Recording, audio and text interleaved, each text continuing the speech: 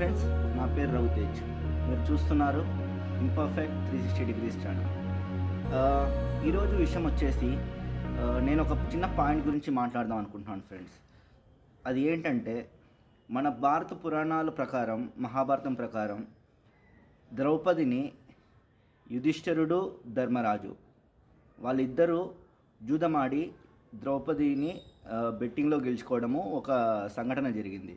దాన్ని బట్టే మనకు కురుక్షేత్ర యుద్ధం జరగడానికి కారణమైంది.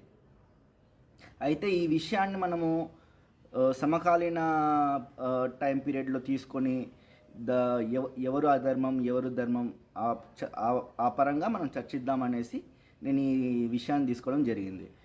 సో నా పాయింట్ ఆఫ్ వ్యూ ప్రకారం వచ్చేసి మహాభారత కాలం అనేది ద్వాపర యుగంలో జరిగింది. మహాభారత యుద్ధం అనేది ద్వాపర యుగంలో జరిగింది. వేదాల ప్రకారం ద్వాపర యుగంలో ధర్మము రెండు పాదాల మీద నడుస్తుందని చెప్పేవాళ్ళు. సో అటువంటి కాలంలో కూడా దుర్యోధనుడు, యుధిష్ఠిరుడు ఇద్దరు యువరాజులు అయినప్పటికీ వాళ్ళ ధర్మం ప్రకారము జూదమాడేటప్పుడు మధ్యలో నిష్క్రమించరాదని చెప్పేసి ఒక సూచన పరంగా, ఒప్పందం పరంగా వాళ్ళు అలాగే ఆడారు. అయితే ఇక్కడ యుధిష్ఠిరుడు ధర్మపరుడు, దుర్యోధనుడు మాత్రమే అధర్మపరుడు అని చెప్పడానికి మనకు 100% ఛాన్సెస్ లేవనేది నా అభిప్రాయం. ఎందుకంటే దుర్యోధనుడు స్వభావంగా చెడ్డవాడే.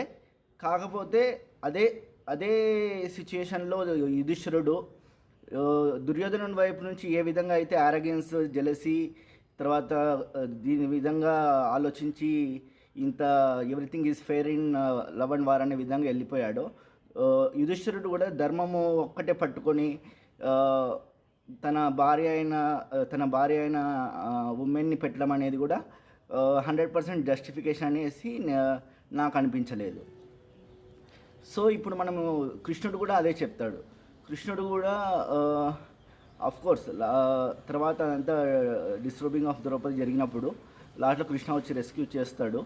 బట్ కృష్ణుడు కూడా అక్కడ పాత్రధారులు కేవలం దుర్యోధనుడు, యుధిష్ఠిరుడు, తర్వాత పాండవులు మాత్రమే కాదు, చుట్టూ ఉన్న సభలో ఉన్న జనాలు కూడా లైక్ పెద్ద పెద్ద మహాశయులు, భీష్ముడు, ద్రోణాచార్యుడు, విదురుడు, వీళ్ళంతా కూడా వాళ్ళకి తెలుసు అది తప్పని, అయినా కూడా ఖండించలేకపోతారు.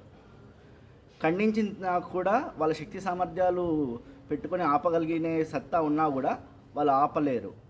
దానికి కారణం వాళ్ళు చెప్పేది ఏంటంటే, వాళ్ళు ఫాలో అయిన వాళ్ళ ధర్మం ప్రకారం వాళ్ళు నడుచుకున్నారు తప్ప ద్రౌపది యొక్క డిస్రెస్పెక్ట్ని కానీ, లేకపోతే ఏదైతే ఈవిల్ యాక్ట్ ఉందో దాన్ని ఆపడంలో వాళ్ళు విఫలమయ్యారని చెప్పుకోవాలి. దానికి పర్యవసానంగానే కురుక్షేత్ర యుద్ధం జరిగింది. మహాభారతంలో కృష్ణుడు వాళ్ళు దండించడం జరిగింది.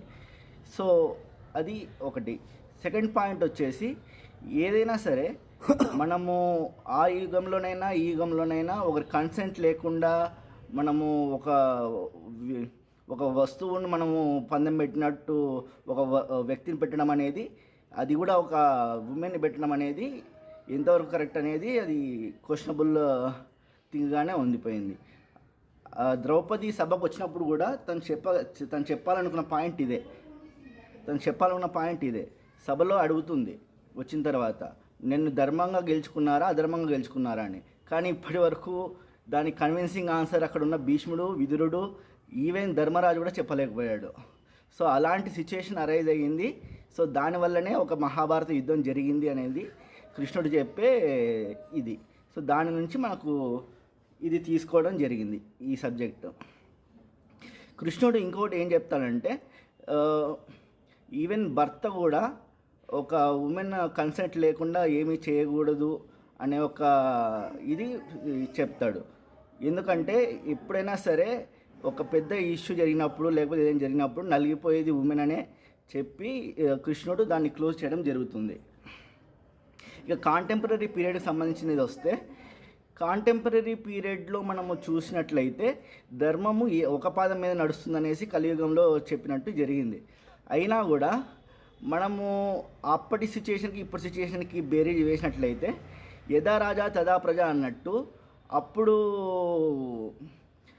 రాజులు ఏదైతే ఫాలో అయ్యేవాళ్ళో జనాలు అదే ఫాలో అవుతారనే ఉద్దేశంతో కృష్ణుడు దాన్ని ఖండించడము, తర్వాత అది ఫాలో అవడం వల్ల లేడీ డిగ్నిటీ తగ్గుతుందని చెప్పేసి ఒక మహాకురుక్షేత్ర యుద్ధాన్నే జరిపించాడు. ఈ కాలంలో కూడా అంతే. Thank you friends. ఇది నేను అనుకున్న పాయింట్. ఇది కొద్దిగా ఏదైనా ఫస్ట్ వీడియో కాబట్టి ఏదైనా తప్పులు ఉంటే మన్నించండి. Thank you. అది ఇంకా కాంటెంపరీ పీరియడ్ సంబంధించినట్లయితే మనము యథా రాజా తదా ప్రజ అని చెప్పేదానికన్నా యథా రాజా తదా ప్రజ, యథా ప్రజ తదా రాజా అని చెప్పుకోవడం కూడా మనకు ఇంటర్లింక్ సరిపోతుందనే ఉద్దేశం నాకు అనిపిస్తుంది. Boy friends.